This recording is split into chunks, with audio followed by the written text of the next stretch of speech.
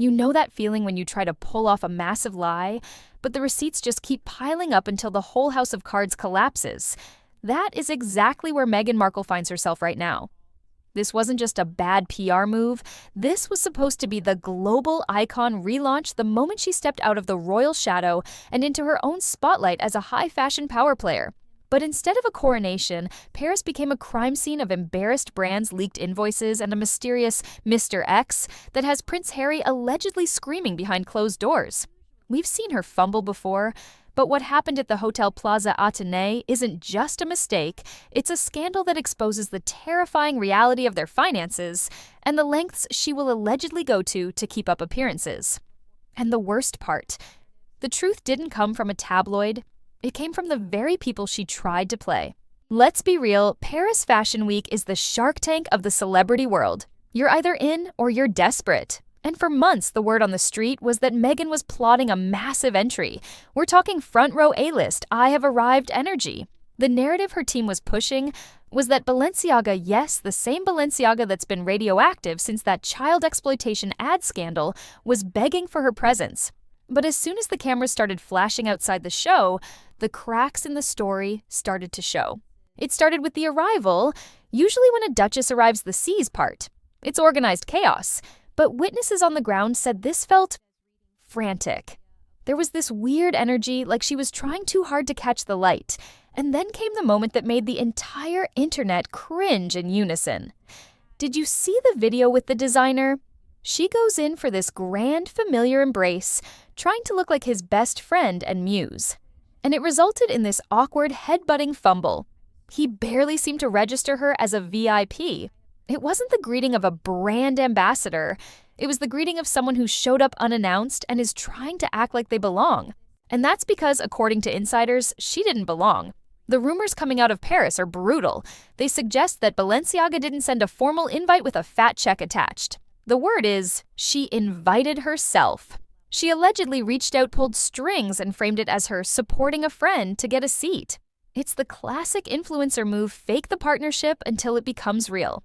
She wanted the world to think she was the face of the brand getting the full VIP treatment. But the fashion world is small, and people talk. Editors and stylists were whispering in the back row, rolling their eyes as she posed for photos that no one seemingly asked for. But the cringe factor at the show was just the appetizer. The real disaster was brewing back at the hotel. While she was busy trying to convince the cameras she was the Queen of Paris, her team was allegedly busy trying to convince the hotel staff that someone else was picking up the tab. And this is where the fake it till you make it mentality went from embarrassing to potentially unethical. She was walking around in a coat worth more than most people's cars, acting like she owned the place.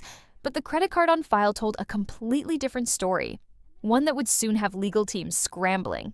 But before we get to the money, because trust me, the money part is wild, we have to talk about the one thing that turned this trip from sad to offensive. You cannot go to Paris as Prince Harry's wife without acknowledging the history. It is the site of the greatest tragedy in modern royal history. The tunnel, the paparazzi, the chase, it's hallowed ground for Harry. It's the source of his deepest trauma. So you would think you would hope that Meghan would treat the city with a certain level of solemnity right wrong. Instead, we got what might be the most tone-deaf move of her entire career. She was seen filming content glam shots, living my best life vibes in areas that were uncomfortably close to the Pont de l'Alma tunnel. There were reports of her staying near Place Diana. For the public, and especially for the people in the UK who still remember that night in 1997, it felt like a slap in the face. It looked like she was using the backdrop of her husband's mother's death as a chic aesthetic for her Instagram reel. Imagine the optics of that.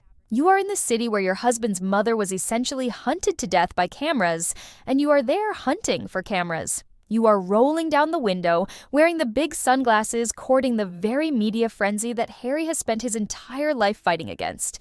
It was a visual betrayal. And word from Montecito is that this didn't just annoy the public. It triggered Harry. He's written books about how the flashing lights in Paris haunt his nightmares. And here is his wife treating it like a runway. This creates a terrifying picture of their dynamic.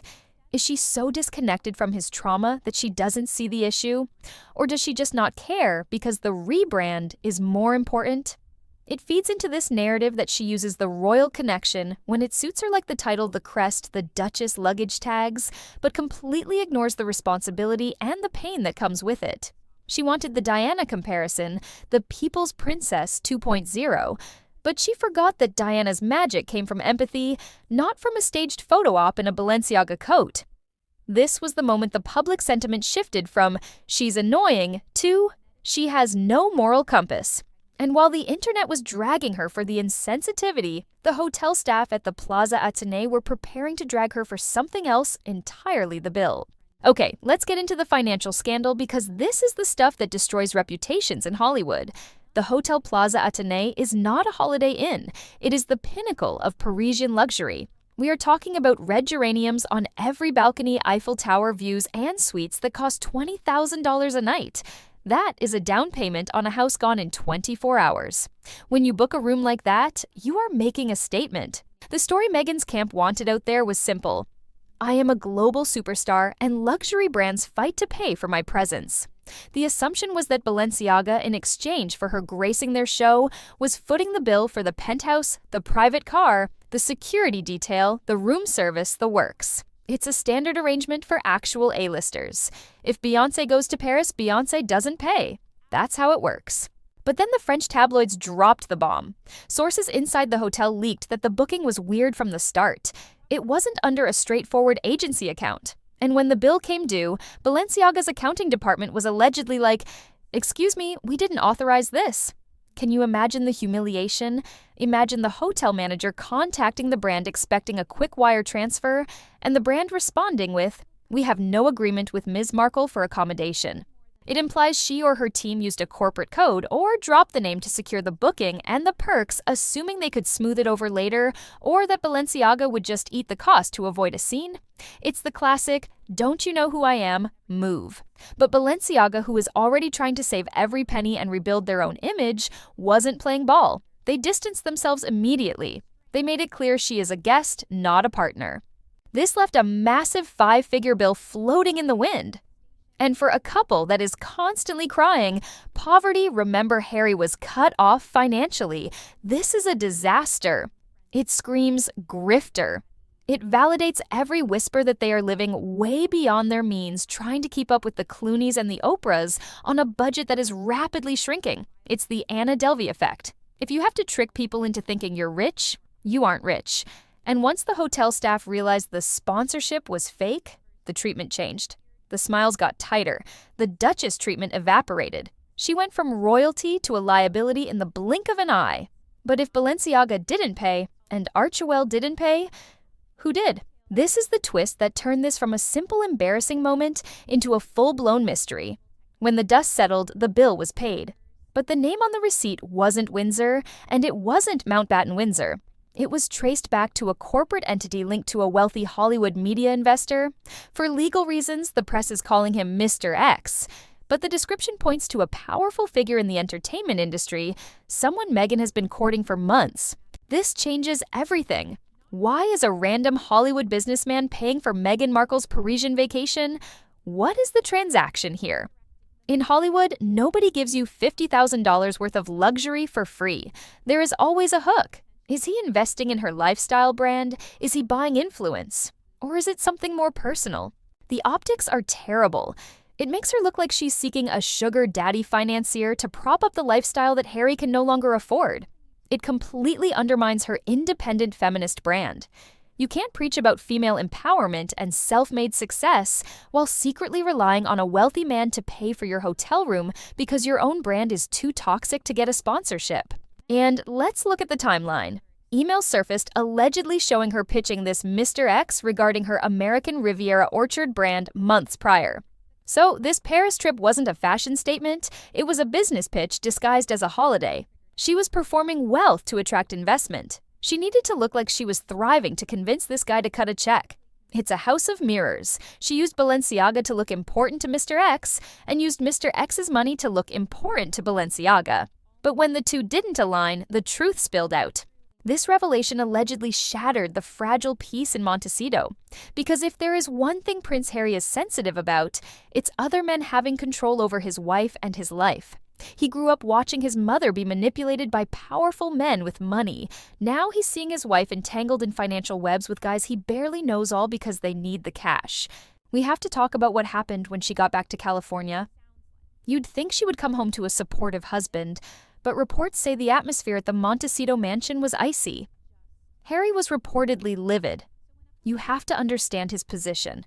He gave up his family, his military titles, his home, and his country for her. He did it all under the promise that they would build an empire together on their own terms. Ethical, honest, authentic. And now he's reading headlines about fake sponsorships and secret investors paying for his wife's hotel rooms. It makes him look like a fool. It makes him look like he's lost control of his own family's narrative. The rumor is that Harry didn't know about Mr. X footing the bill. He thought the Balenciaga deal was legit. He thought his wife was handling business. Finding out via the tabloids that another man paid for her trip, that is a betrayal of trust that cuts deep. Sources say the fight was explosive. Harry accused her of making them look cheap and desperate. He allegedly told her that this hustler behavior is exactly what the palace warned him about. It validates every critic who said she was just chasing the lifestyle. And Meghan. She was reportedly in tears playing the victim card again. She claimed she was doing what she had to do to save their brand, that Harry doesn't understand how the hustle works, and that she's the only one bringing in deals while his projects stall. This is the crack in the foundation. They aren't a united front anymore. Harry wants privacy and dignity. Meghan wants fame and financing at any cost. Those two goals are no longer compatible. The neighbors in Montecito reported that the house went into lockdown.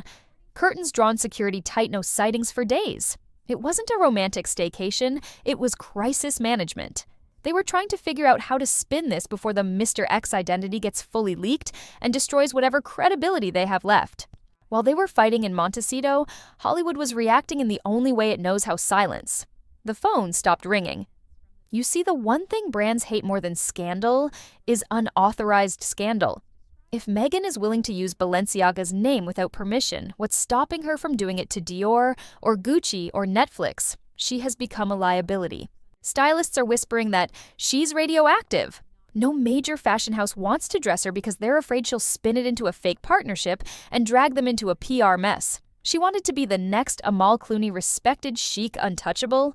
Instead, she's being viewed as the next reality TV desperate housewife. And the palace? Oh, you know they are watching. King Charles and Prince William aren't saying a word publicly, which is the loudest move they could make. This scandal proves their point without them lifting a finger. It shows that without the palace machinery and the royal advisors keeping her in check, Meghan is prone to messy, chaotic decisions. The grifter comment from that Spotify executive a few months ago. It sounds prophetic now. This Paris trip was the physical manifestation of the grift. Even her most loyal supporters in the media are having a hard time defending this. How do you defend lying about a hotel bill?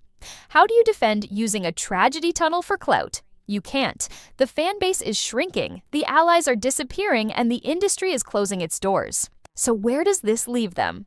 Meghan is hiding out in Montecito, humiliated. Harry is furious and disillusioned. The rebrand is dead in the water. But the scariest part for them is that the story isn't over. Remember those receipts. The emails with Mr. X. The correspondence with the hotel. Rumor has it that a UK documentary team is circling. They are gathering the evidence, the interviews with the hotel staff, and the timeline of the fake sponsorship. If that documentary drops, it won't just be embarrassing. It will be the end of the Sussex brand as a viable business. You can survive being disliked. You cannot survive being exposed as a fraud. Paris was supposed to be the beginning of her new life. Instead, it looks like the beginning of the end of. And as the sun sets over Montecito, you have to wonder, was it worth it? Was the 20-grand suite and the few flashes of paparazzi bulbs worth torching her reputation with the entire fashion industry? Meghan Markle is learning the hard way that you can wear the most expensive coat in the world, but if you didn't pay for it, eventually they're going to ask for it back. And right now, the world is asking for the truth.